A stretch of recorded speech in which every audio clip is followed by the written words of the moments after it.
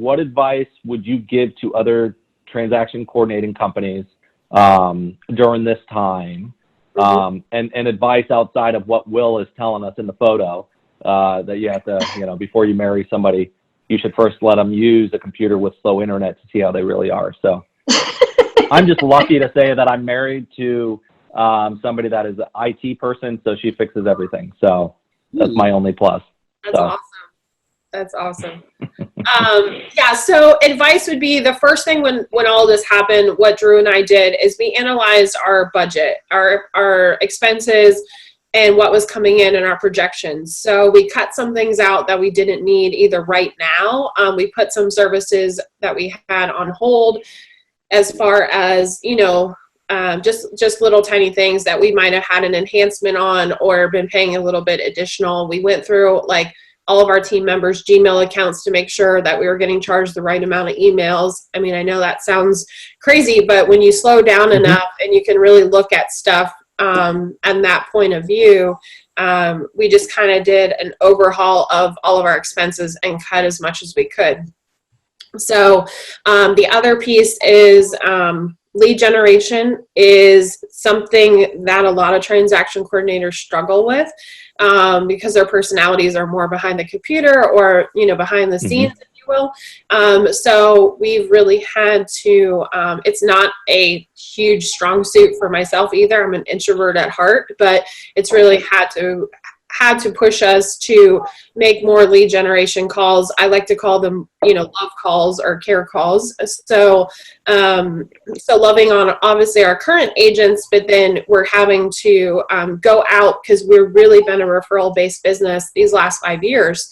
So, now we're just thinking of new ways to come up with new business coming in and really focusing on the agents in the industry that are moving forward as well and embracing the tech and et cetera. So we're just really kind of looking at things as far as the agents we want to partner with.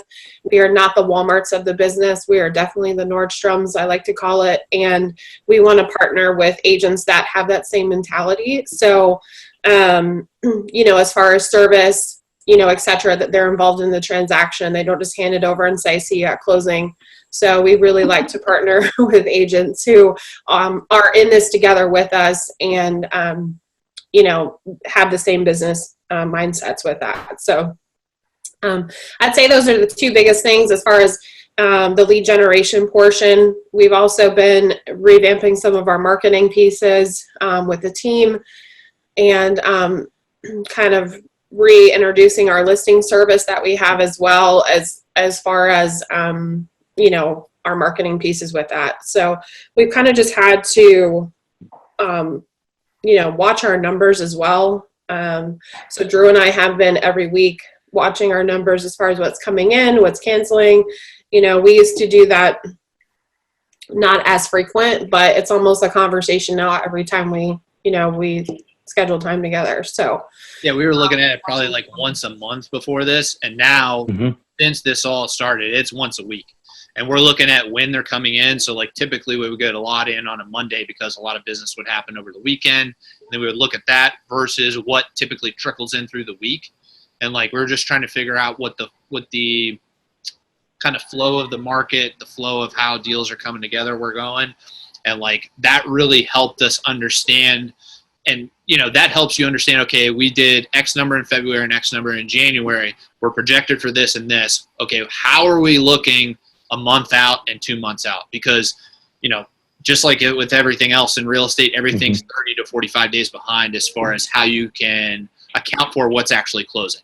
So, you have your projected closings and then your actual closings and stuff like that. So keeping a keen eye on what actually is coming in and what you're closing, what's canceling, that helps because that helps you identify what actions you need to take to help gen up more business or reach out to agents that you're currently with or talk to, if you run a team of transaction coordinators, we talk to our team to find out, okay, we've seen a bump in cancellations. So when we saw that bump in cancellations at the end of March, we reached out to the team members. It was okay, we saw a lot of cancellations. What were you seeing from the agents? Why were they canceling? Because we can identify that. Well, then we can see if it's something that we can control or like the pandemic, we can't control that. Like it is what it is. So like we just need to adjust accordingly. Right. Yeah. And whether or not you're going to put those files just on ice, and they're going to get a new buyer under contract or whatever the case is for later, right? So versus just they're done. One thing I know without jumping too far ahead is I wanted to ask, I know for us, summertime is always busy because people want to move with the kids before school starts. So, June's always been kind of a really great month, right? So I'm curious because there's been this delay. Do you guys think that we are just going to get completely wrecked this summer and slammed because of all the people that have been waiting, plus the normal flow of what's going to be happening for that influx of business during the summertime? I'm curious. It's weird because I think of it from like two different perspectives. Like there is a good possibility, especially in the Tampa Bay market, that we kind of go back to the way it was before because it was such a strong market and there was so much demand as far as like low inventory versus the amount of demand for the buyer. So there is a possibility that we would go back to that. And then if that's the case, then yeah, we're probably going to get slammed. It would just be like a little bit of a delay. Like we basically took a 2-month hiatus, you know what I mean? Right. But things could change with that depending on what the lenders do in response to opening up the market again. And also how many people are actually financially strapped after all of this happened. Because, people that were thinking about buying in January and February and we're getting ready to start looking, March and April to close May and June because that was like the end of the school year. Well, that may have all changed for them. So like we won't know until kind of like we get an eye on the unemployment numbers, we get an eye on the amount of contracts coming in, we get an eye on what the rates are going to do with the lending. It's kind of a wait and see, but the good thing is because of where we're at in the Tampa Bay area, we were in a strong real estate market to begin with.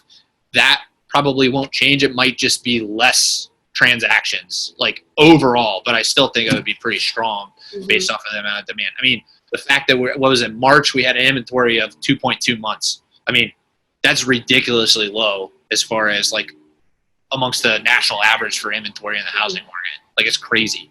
And it tightened up because a lot of people got scared and took their houses off the market while all this stuff was going on.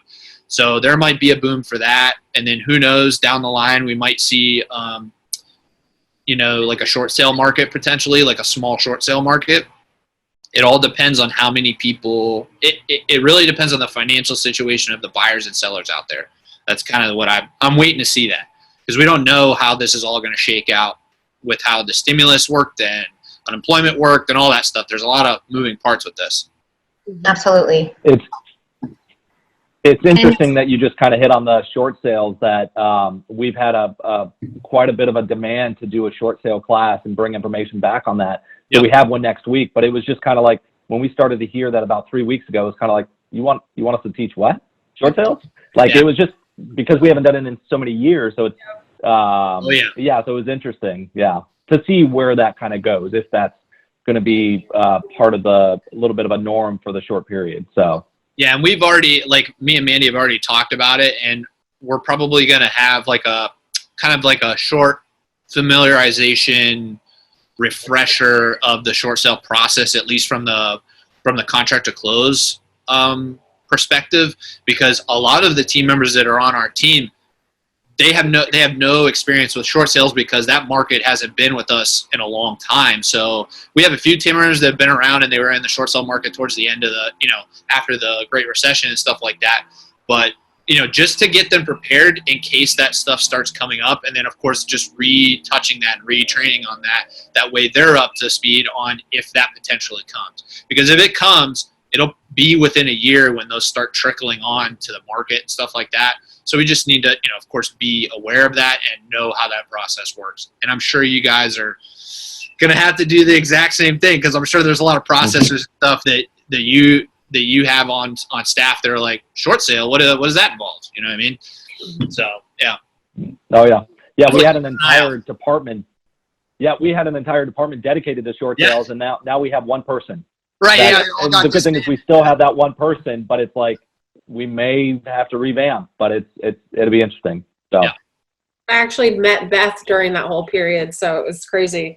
She was like the short sale queen. She was. That's what we used to call her. I was going to offer her up to you guys if you guys want a little class for your company. Send her on over. She's amazing. Yeah, that would be awesome. She's actually teaching the class next week Oh, for cool. us. And funny enough, Beth is on the call. She's Yes. on the line now, but she Hey, will girl. be, she actually moved into a sales role. So yeah. So for all of you, That's awesome. she started in the short sale world. So. Yep.